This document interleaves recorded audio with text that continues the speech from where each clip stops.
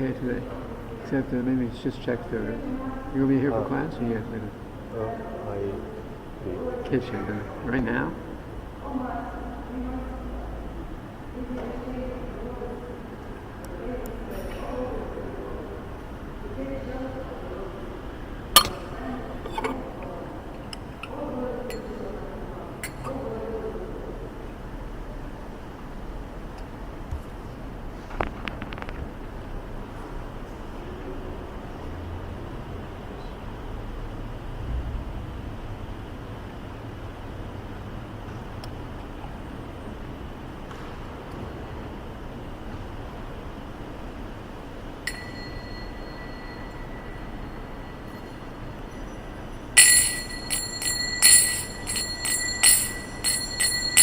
Jaya Radha Madhava Kunja Bihari Radha Madhava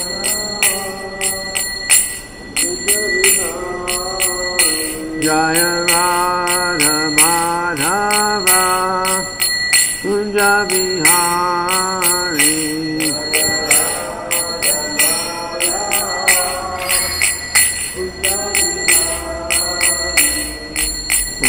Jana Balava Girivaranhari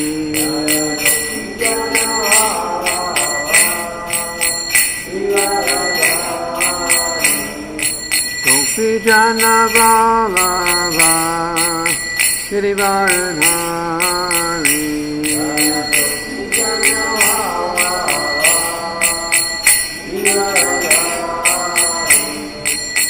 Yashoda Nandana Prajajana Ranjana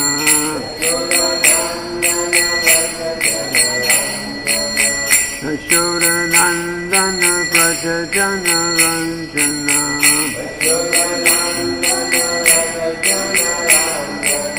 Yamuna Tira Vanachari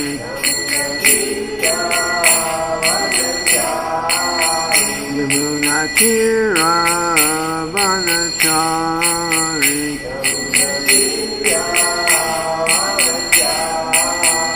Jaya Radha Madhava Kunja Bihari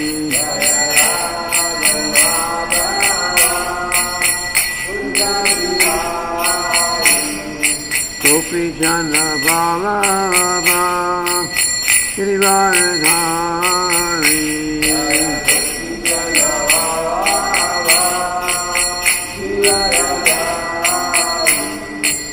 Yashoda Nandana Prajajana Ranjana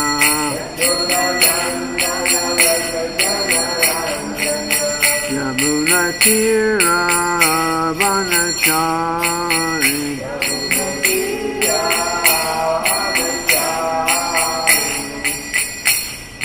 Hare Krishna, Krishna Krishna, Hare Hare, Hare Rama,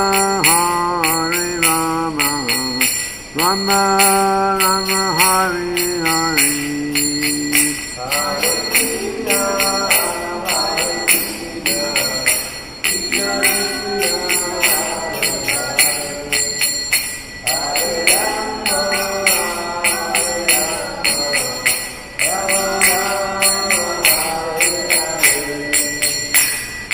Krishna, Krishna Krishna, Hare Hare, Hare Rama, Rama Rama, Hare Hare.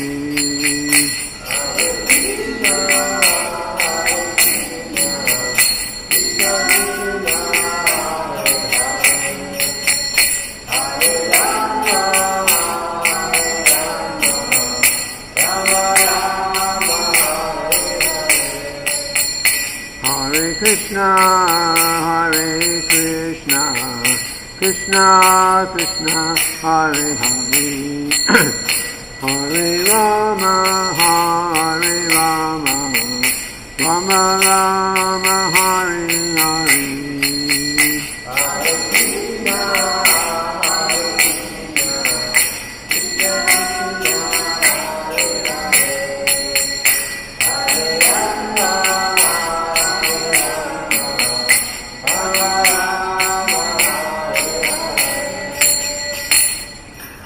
Prabhupada ki jai.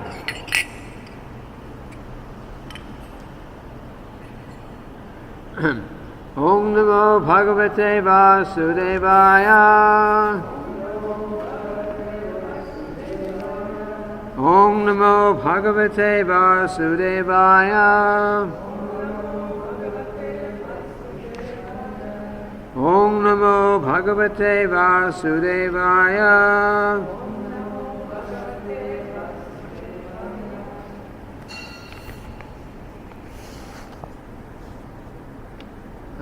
So today we are reading from the Srimad-bhagavatam 8th Canto, Chapter 7.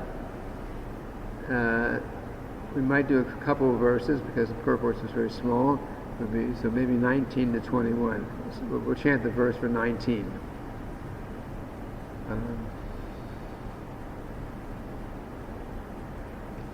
Tad ugra vegang nishidishu paryado.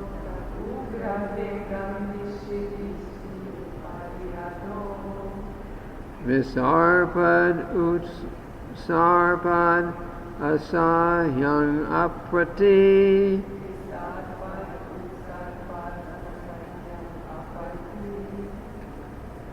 Vita prajadud ruvir angasheshvara.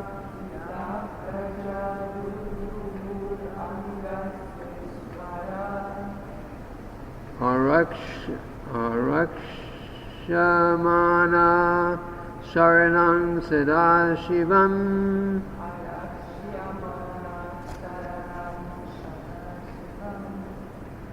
Tad ugra vegang dishidishu paryado.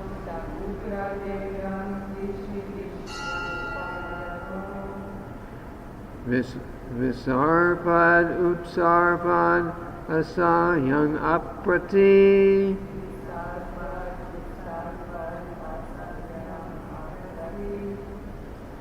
Vita praja Vita praja dudvivur angasheshvara.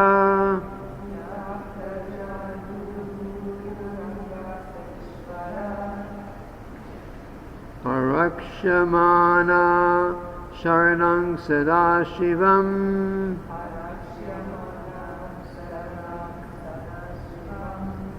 Tad ugra vegang dishidishyu paryado.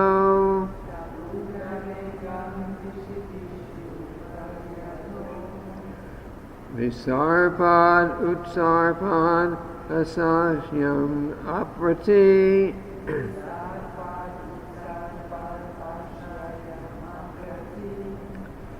Pita praja dudrudur angasheshvara.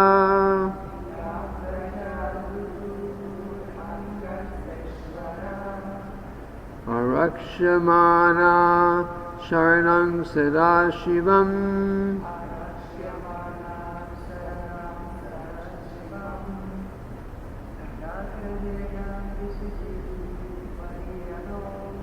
Tad ugra vegang dishidishya paryado. Visarpad utsarpad asahyam aprati.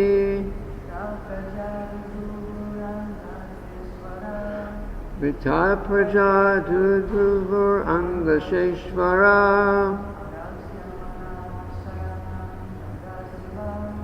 Arakshamana sharanang sadashivam.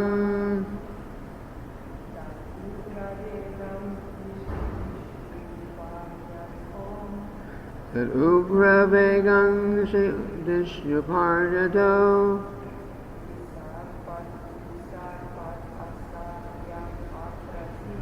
Visarpad utsarpad asahyang aprati.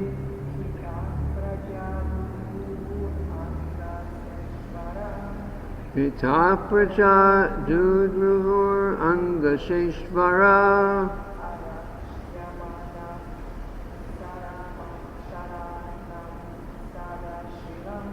Arakshamana Sharanam Sadashivam. You're doing good on these verses. These verses are a little tricky. Good. Word for word. Tat, that. Ugra, or Ugra Vegam. Very fierce and potent poison. Dishi, dishi. In all directions. Upari, upward. Adaraha, yeah, that's right. Adaha, downward. Visarpat, curling. Utsarpat, going upward. Asahyam, unbearable. Aprati, uncontrollable. Vita, being very much afraid. Prajaha, the residents of all the worlds. Dudravu, moving here and there. Anga, O Maharaj Parikshit. Sa Ishvaraha, with the Supreme Lord. Arakshamanaha, not being protected. Sharanam, shelter. Sadashivam, unto the lotus feet of Lord Shiva.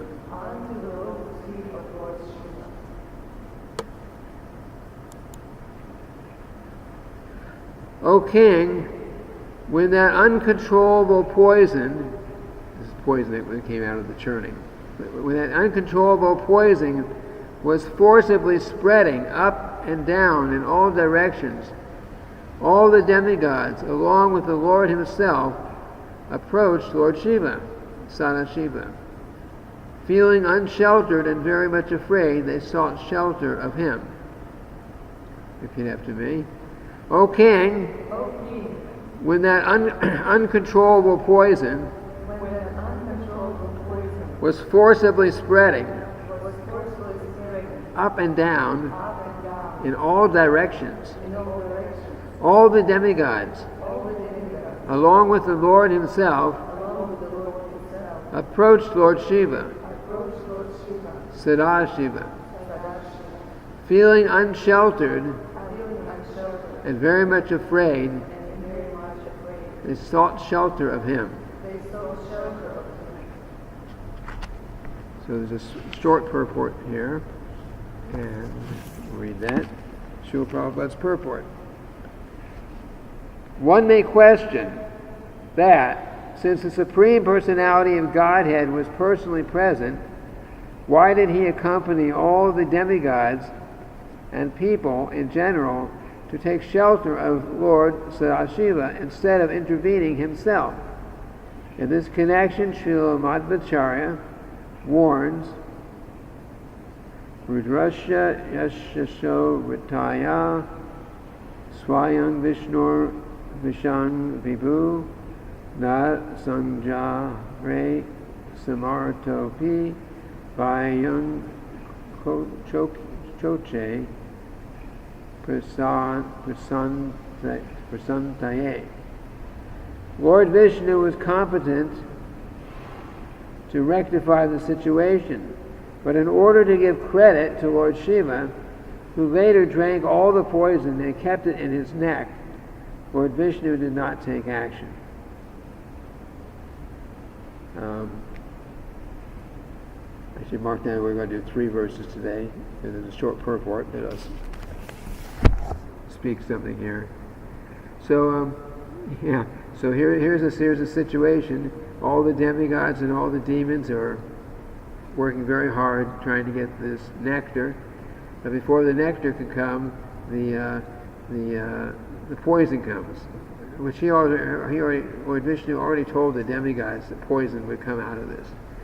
So now the poison is coming. It's a very big bad poison. It's going everywhere. It's going to destroy everything. So now the Lord is the Lord, along with the demigods, and along with everyone, they've approached Lord Shiva to help resolve the situation. Of course, the Lord can certainly do it himself, but he's giving credit to Lord Shiva. Lord Shiva is a very special personality. Just like we living entities are called Jiva Tattvas, tiny little spirit souls, Jiva Tattva, and the incarnations of God are called Vishnu Tattva. They're all in that category. It means they're God. And there's another category where there's only one, and that's Shiva Tattva. So Shiva Tattva, he's a category of his own. Lord Shiva is basically he's like Lord Vishnu, but he's directly in contact, directly involved with the material world. So he's almost like Lord Vishnu, but he's directly involved in the material world. Lord Vishnu never really get directly involved in material affairs like that. But Lord Shiva does. That's his part of one of his functions.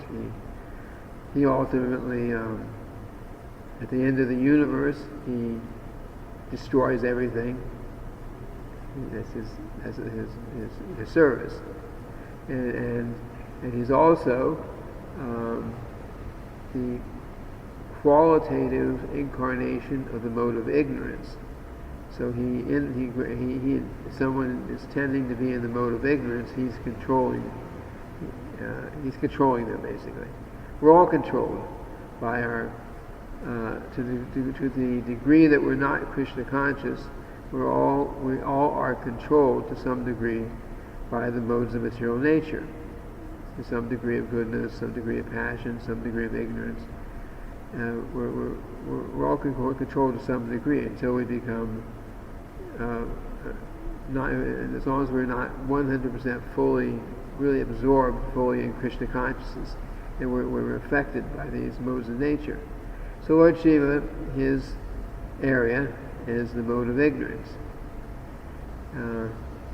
and Lord Shiva has another important function, and that is that he's known to be always surrounded by low-class creatures. Even he has snakes all over his body like that. The snakes are considered mode of ignorance, and he's also worshipped by living entities that have fallen into the unfortunate state of existence as like ghosts. Ghosts do exist. They actually do exist. Some people say, I don't believe in ghosts, but yeah, ghosts actually exist. And a ghost means that somebody who has, due to some sinful activity, due to maybe committing suicide or unnecessarily killing themselves, like you overdose on drugs or something like that, you're irresponsible with your human body that you're given, and you destroyed it, something like that. And I'm sure other instances. Then one may take birth, or not even taking birth. It's taking but you fall into the existence like a ghost. Ghost means all of us here. We have gross body, earth, water, fire, air, ether. And then there's three subtle elements: mind, intelligence, and false ego. So that mind, intelligence, and false ego, they're actually elements, material elements, and both gross body and subtle body are together. But when one, due to some sinful activity,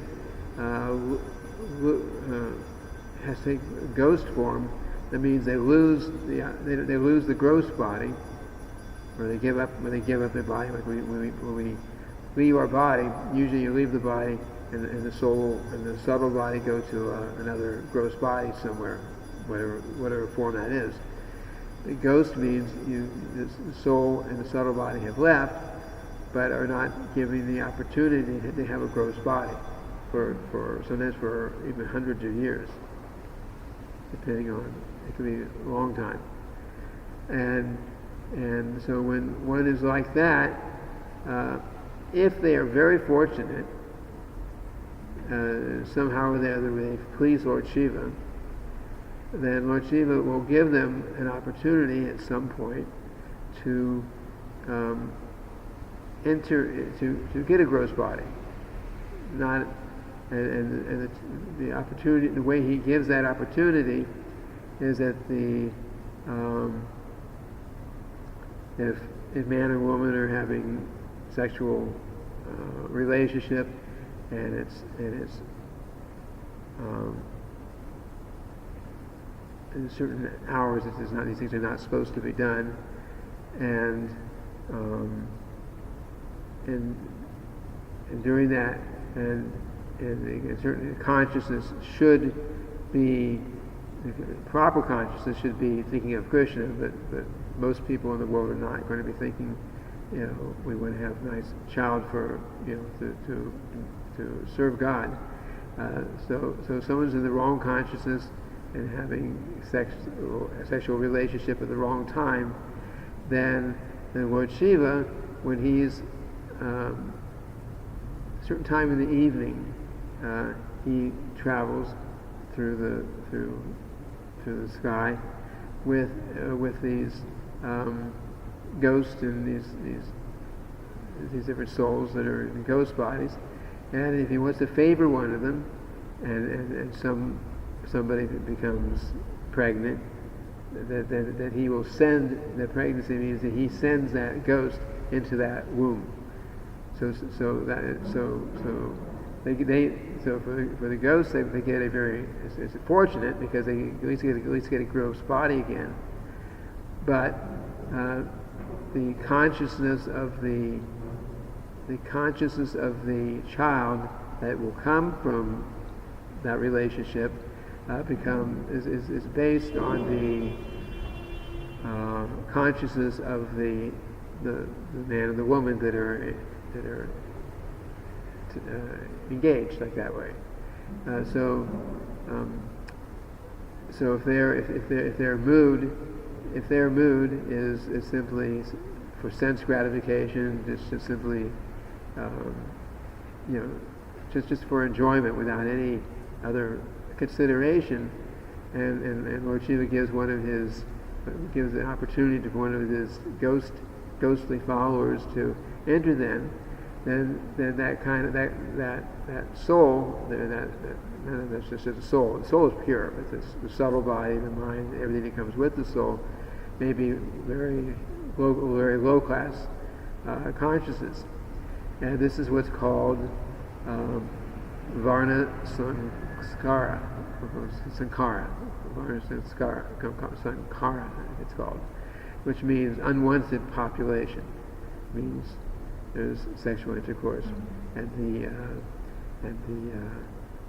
child is born, and you weren't really wanting child, you just wanted to enjoy, and then, we messed up, and then so that a child that is born in that is conceived in that kind of consciousness, it'll be a problem. In fact, the whole world is pretty much full of this kind of population, because most people are not trying to have God conscious children. It's not their intention. It's just enjoyment. So in that way, in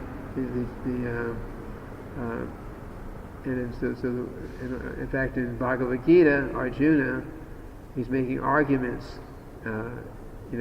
We should not fight this battle. Krishna's wanting Arjuna to fight the battle of Kurukshetra. He wants him to fight. And Arjuna, of course, he's a very powerful fighter, and he knows he can go in there and he can kill a lot of people. And in fact, there were in the battle of Kurukshetra, there were, how many people died? 640 million in 18 days. That was a big war. So Arjuna understood that these things were coming. He knew what he could do. He knew with the power of many of the fighters. So, and a lot of people died. Of course, those who died were on the battlefield. They were just the men, the fighters. It wasn't like in modern times when you just drop a big bomb on a city and the women, the children, people who are not fighting, they're basically innocent in that sense, and they're getting killed and harmed in so many ways. Battle of Kurukshetra, those who fought, those who died were those who were fighting only. But Arjuna, seeing that this fighting was going to kill a lot of men, and he was thinking, okay, what will happen? His argument was, one of his arguments was, if all these men, all these elder men in the society are dying, who will be there to protect the religious principles of those who are younger? Because that's the husbands, the fathers, the grandfathers, in some cases, who were present, who were on the earth at that time. They, in Vedic culture, they were making sure of that certain religious principles were followed. Just like now, sometimes people come, younger Hindu people will come, and they say, "Yeah, I came here, and my parents are in India. They told me you got to go to the temple. You got to make sure you go to the temple every day or every week or every whatever it is." So the elders try to make sure that their dependents are following the religious principles. So Arjuna was saying, well, what will happen to the unprotected women? So, which was actually a very good argument, because if the husbands are dead, the fathers are dead, the uncles are dead, and in fact there were hundreds of millions who died in that. So how many young ladies were left without men protecting them? And protecting is not just fight. Going to go and fight someone off if they come and bother you. That's one level. The other level was giving guidance, because the tendency is that we sometimes say this becomes controversial. Sometimes it's said women are less intelligent than men and these things, right? What it means is, it has nothing to do with, so they say, I'm a woman, and I got 2 PhDs, and I'm a professor here, and I'm smart, Yeah, okay, but that's not what counts in this case. What counts is how much do you actually act on the basis of your spiritual intelligence. If you're so Shishi Gornichai, Shishi Radha Vajabihari, Degannath Balaram, Lady Subhadra, or Nishringane Prahlad Maharaj Ki Jai.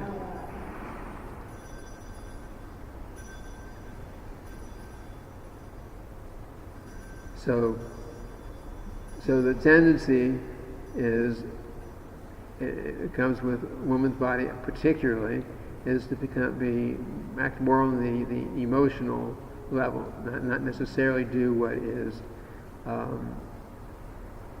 ultimately good for one's spiritual life.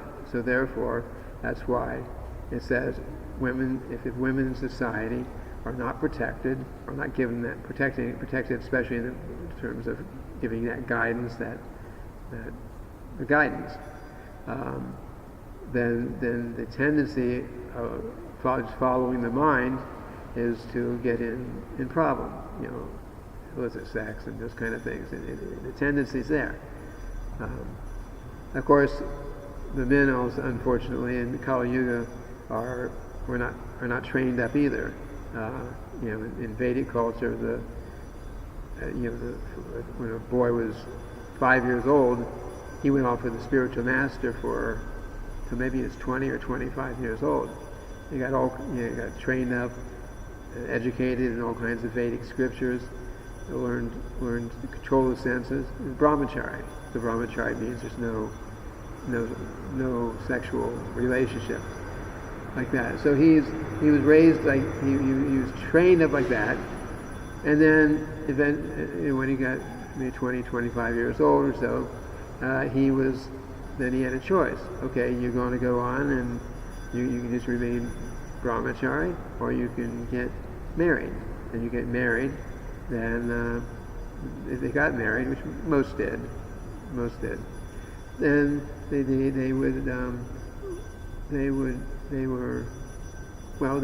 well trained up. They spent their first 20, 25 years of their life controlling their senses, getting well educated in spiritual life, and what is the purpose and goal of human form of life, and other kinds of training they got, so that if they got married, or even if they didn't get married, they knew what they're supposed to be doing, and they were well educated in that way. And then, if they did get married, of course, they were able to guide the wife and children on the spiritual path. So, how do we get into all this?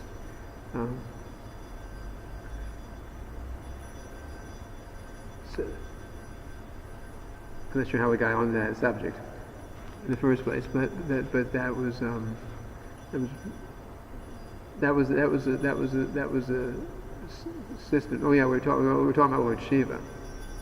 So in modern society, people are not trained up in that way.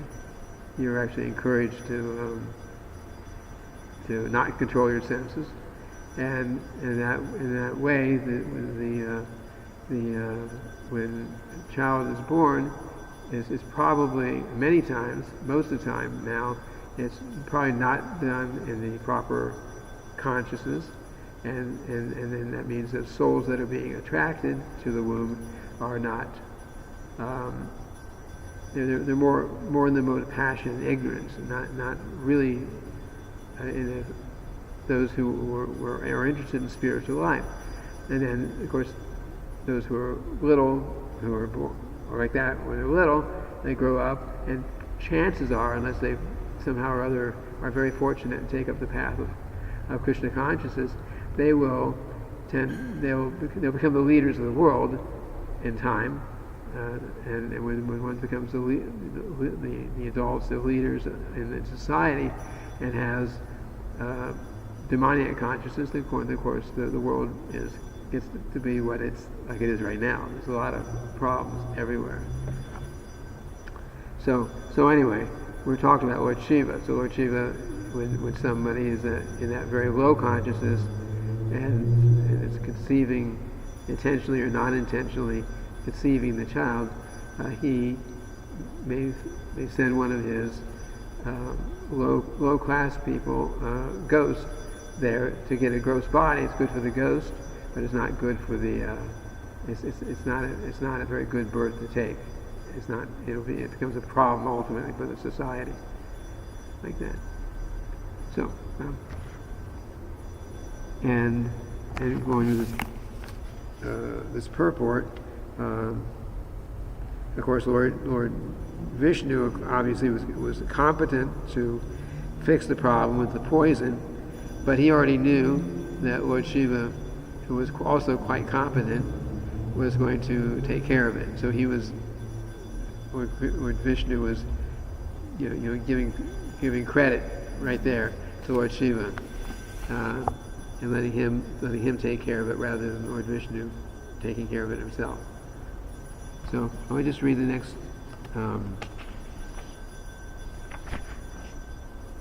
Unless there's questions or comments, we have 10 minutes or so. If there is, we can go into that. If not, I can go into the next verse. How would you translate Sadashiva, the name of Vishnu, one of the names, Sadashiva? Yeah, son of Shiva. It's just another name for Lord Shiva. There's no translation? There may, I have to look that up. I don't actually know. Son of Shiva. I'll see if I can find out. Any other questions? Okay, so let's just, huh? 7 minutes? Okay. Well, let's read another translation, and then one after that has a little purport too. Verse 20, the demigods observed Lord Shiva sitting on the summit of the Kailash hill with his wife Bhavani for the auspicious development of the three worlds. He was being worshipped by great saintly persons desiring liberation. The demigods offered him their obeisances and prayers with great respect. So Lord Shiva, of course, he's a really great personality. He does this particular service with the ghost and things for their benefit also. Nobody else will touch the ghost. So he's doing that. But his mood is really doing what is beneficial for the whole, for everyone. The Prajapati said, O greatest of all demigods, Mahadev, supersoul of all living entities, and cause of their happiness and prosperity, we have come to the shelter of your lotus feet. Now please save us from this fiery poison which is spreading all over the three worlds. Purport. Since Lord Shiva is in charge of annihilation, why should he be approached for protection, which is given by Lord Vishnu? Lord Brahma creates and Lord Shiva annihilates, but both Lord Brahma and Lord Shiva are incarnations of Lord Vishnu. But both Lord Brahma and Lord Shiva are incarnations of Lord Vishnu and are known as Shaktivesh avatars. Means, well, also read the purport. They are endowed with special power like that of Lord Vishnu, who is actually all-pervading in their activities.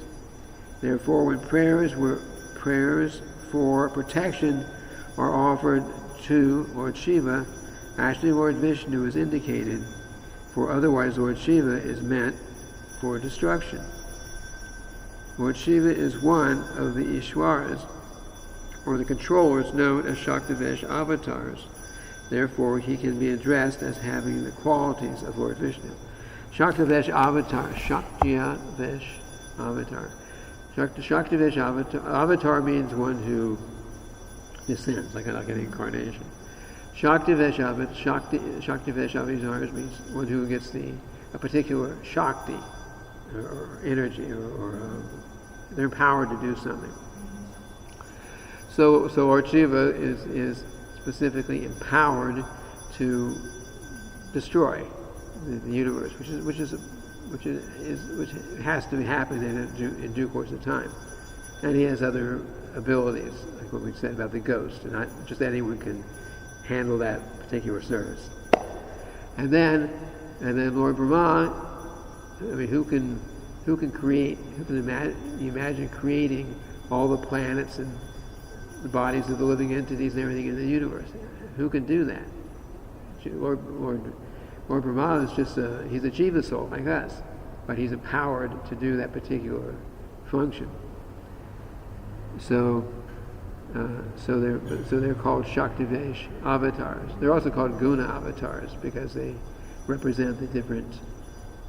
Lord Brahma represents the mode of passion. He's called a qualitative incarnation of the mode of passion, and Lord Shiva is the qualitative incarnation of the mode of ignorance. So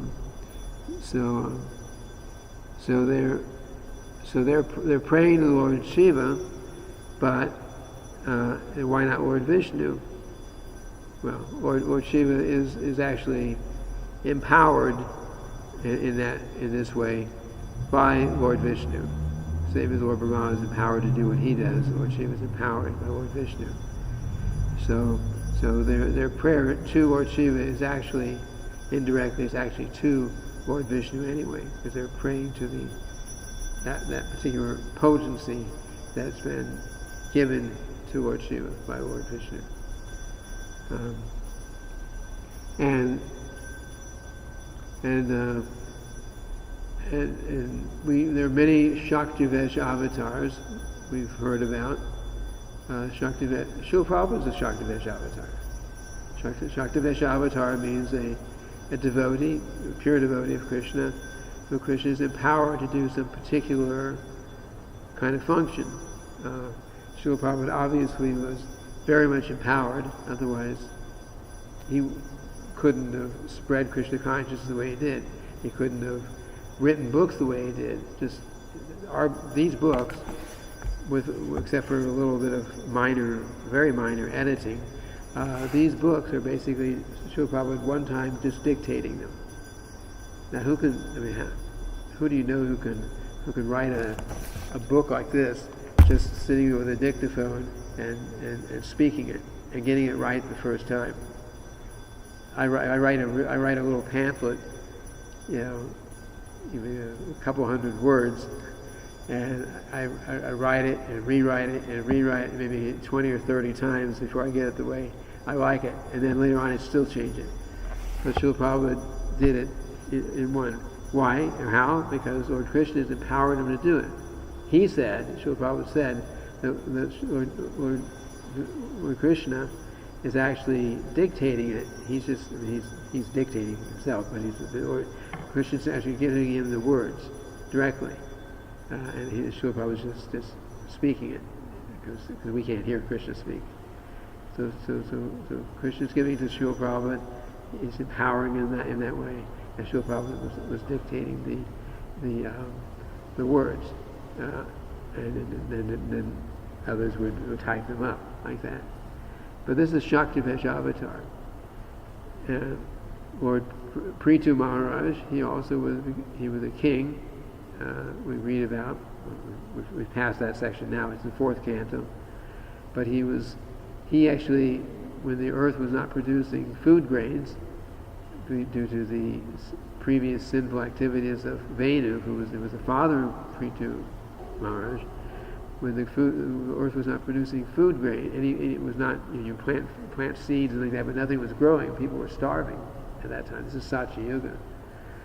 So when Prithu Maharaj appeared, he directly confronted the earth, the planet Earth. Now we talk about Mother Earth and let's be nice to Mother Earth. He actually said, "You're not doing your job. You better do your job. Otherwise, I'm gonna take over. I'm gonna do it myself." And he was able to do that. He didn't have to do that. Mother Earth cooperated with him, but he was capable of doing that. He was a very, very powerful king. His empowerment was to be as an administrator, a ruler, a king basically, like that. Okay, Hare Krishna.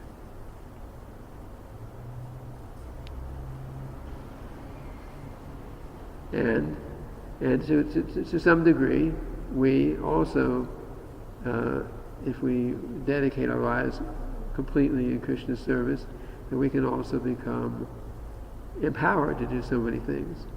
Srila Prabhupada says like that we have anyone who's performing austerities, like we following them, our austerities primarily are following the regular principles. We're chanting Hare Krishna. We're certain restrictions we have. If we're strictly following like that, then we can become, we get some power. Just like Gandhari, you know Gandhari? Gandhari was the wife of Dhritarashtra, who was the father of who had 100 sons, and they were a big part of the Battle of Kurukshetra. So Gandhari, when Dhritarashtra, when she married Dhritarashtra was a king. Well, he wasn't the king. He was supposed to be the king, but he was blind from birth. He was blind, so you can't have a blind king. He can't function as a king. So when it was arranged that she marry Dhritarashtra, she voluntarily, she didn't make herself blind exactly, but she covered her eyes, like a blindfold. And for many years, she didn't see anything because her blindfold was always on. So she lived like a blind lady, which was, I'm sure, very troublesome for her. But she didn't. Her point was she didn't want to be anything better than her husband. So she didn't want to be better. He was blind, so she thought she should not see. But because she had been like that for many years, it was a very huge sign of chastity on her part. So because she had been like that, she got a lot of power. And then one of her sons, her oldest son, Duryodhana, who was evil, and he was a big part of why the Battle of Kurukshetra was fought. She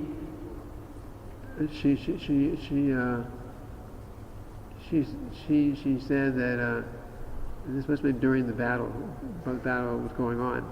So she said, you come to me tomorrow morning, because he would come every morning to see her and offer his respectful obeisances to her, his mother. And then he would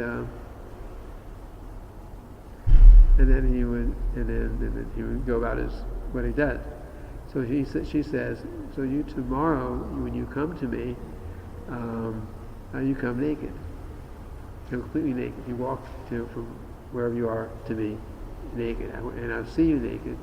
And when I see you, then your whole body, whatever part of your body I could see, that's what she said, naked. Whatever part of your body I could see will become strong like iron. Nobody will be able to hurt you. So she had that ability. So then so he was coming, and of course Krishna knows everything. So Krishna sees Duryodhana walking in that way. He's not dressed. So then he says, oh, well, at least put on something. It's a little something. And so he did. And then when he came in and Gandhari saw him, she took off her blindfold just at that point. And so his upper part, legs and everything became like iron. Nobody could touch him. But the part that was covered was not protected. And ultimately that became his defeat in the battle. And of course Krishna knew that, and he gave some hint to Bhishma, I think. Anyway, like that. But anyway, the point is that if we perform austerities, which is largely the austerities that we follow, these chanting rounds, following the principles. We do that, then we gradually become empowered, and we can use that power to hopefully our real interest is how to give Krishna consciousness to others. Just like these devotees, these brahmacharis are just here, they're selling lots of books. Lots of books are selling. So it's empowerment because of some austerity of practicing Krishna consciousness. So we can also aspire to do something wonderful for this Krishna consciousness movement by the empowerment that we can get simply by following the process. Okay. Now I'm at the end. Any questions? No, so we stop on verse 21, right? Yeah. So we'll start tomorrow on 22. Okay. Srila Prabhupada Ki Jai.